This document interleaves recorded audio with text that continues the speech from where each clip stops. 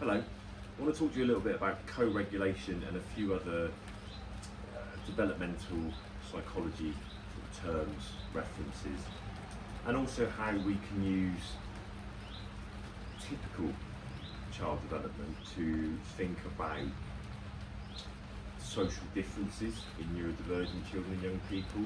Now, I think a lot of the time some of those more medical, psychological labels, terms, people move away from them nowadays, particularly if they are, and rightly, supportive of a more neurodiverse paradigm, a more positive identity for example, autistic people. But for me, the way that those terms and understandings of neurotypical child developmental psychology have been used is in quite an ableist way. It is kind of to show, I don't know, how far behind someone might be or the deficit they might have. But I think we can still use those terms in a way that is positive and looking at differences and why certain things might happen differently for neurodivergent people. You know, not looking at it in an ableist way to say they should be doing this, they should be able to do this, but perhaps understanding where differences in, say, for example, social interaction and communication might come from.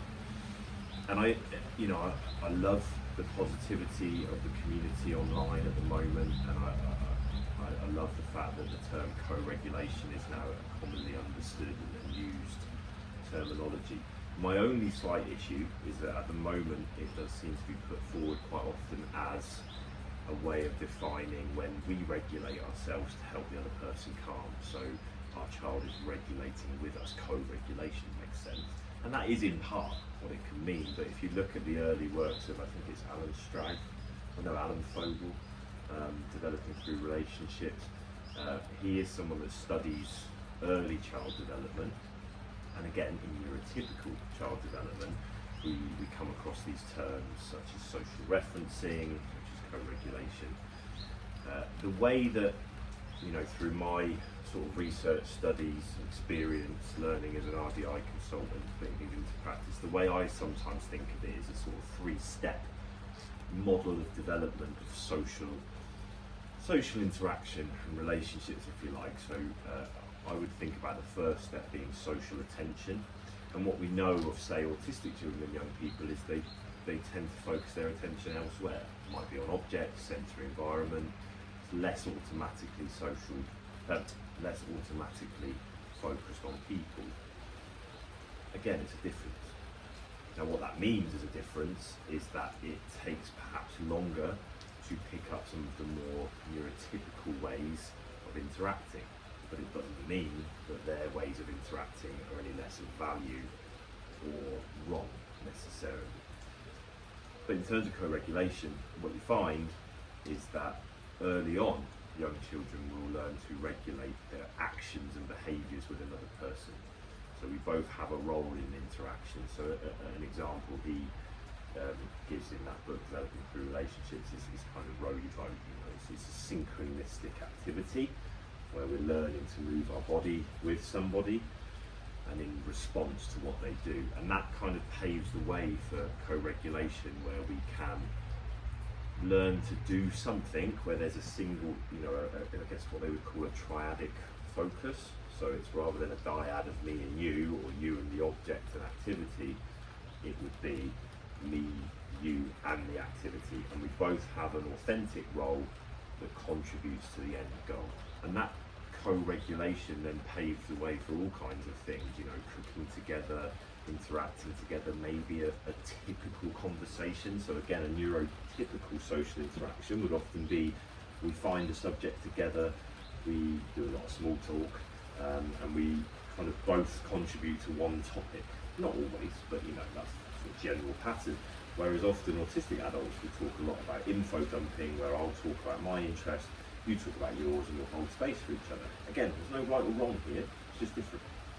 But again, co-regulation, when we think of, and the reason I bring this up actually, is because when we're trying to co-regulate in a supportive, calming, de-escalation kind of way with our young person, we have to also be using activities and interactional changes to bring about co-regulation in that sense. I've worked with a lot of young people that will really struggle to co-regulate with someone if they haven't perhaps spent time building that relationship with them in a co-regulatory way. So whilst I work with a lot of parents on what to do when their young person is distressed or to de-escalate or to co-regulate, I'm also very interested, sorry the smoke is, hang on, 2 seconds. This is a sort of live, not live, so I'm not editing. So things like that will happen. Yeah, so I'm also encouraging those parents and those people that are working and supporting neurodivergent children and young people to think about how they can create co-regulation in an activity. Now, again, and this is where the different, not disordered paradigm comes in. If all we're doing is saying, oh, you're not doing it right, give me eye contact, social referencing, pay attention to my face, now follow my instructions of who's going to do what, and we're going to get. It's all instructed, it's all demanding, and it's all done in a neurotypical way, or with the idea of, you need to do it this way. And one of the things I loved about training to be an RDI consultant, and one of the things that's, I guess, a big principle of my work is it's down to me to make those adjustments too. I have to make communication adjustments that allow that to happen for someone who doesn't typically develop those neurotypical social interaction skills. So for example, I might have to think about the role environment plays a little bit more. I might have to think the activity itself, you know, what is something that can authentically have different roles, or something that isn't going to absorb all their attention and hyper-focus, or if perhaps their ADHD isn't something that's going to be too boring, or something that is there's other distracting things around. Or maybe I kind of cater to that and just have us trying to co-regulate on 3 different things at once and bouncing around.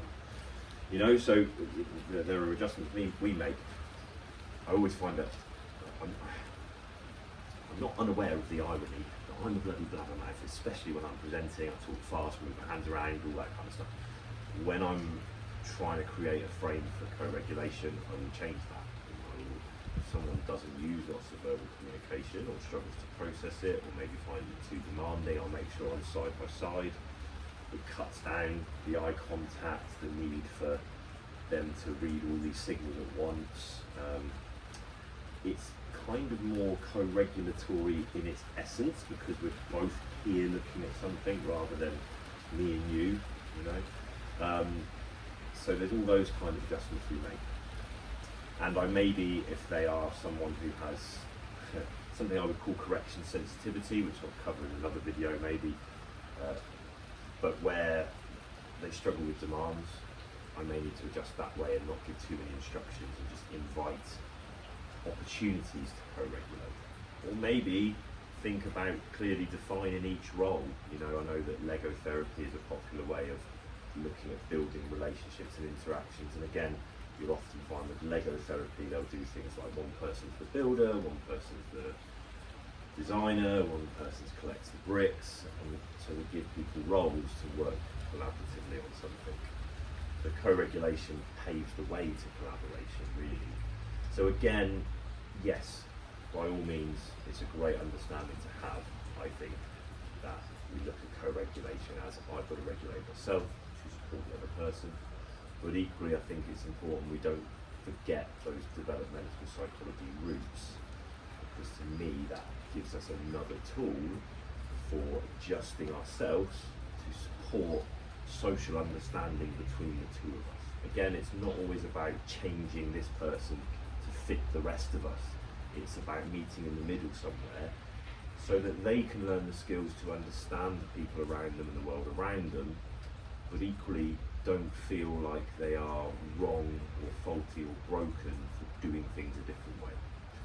So yeah, hopefully that's helpful to someone somewhere. And if it is, leave a comment, a like, a share, all those kind of things. Gives me the little ego boost to carry on doing it. But also, it's not just about, I'm an only child, that's a joke. It's not all about ego, but you know, I'm not going to lie, I'm online doing videos with myself in, so I might cut, can I cut this? I said I wouldn't cut anything, sorry. I I've splashed with ADHD myself, I think. I can get around to filling the forms in, which is the irony of the ADHD assessment, is it's loads of bloody admin. I haven't quite got there yet. But anyway, what was I talking about? Yeah, so like, share, and all that kind of stuff, because it will let me know it's helping a bit more. More people can do it, and I'm off to blow on that fire again. Cheers.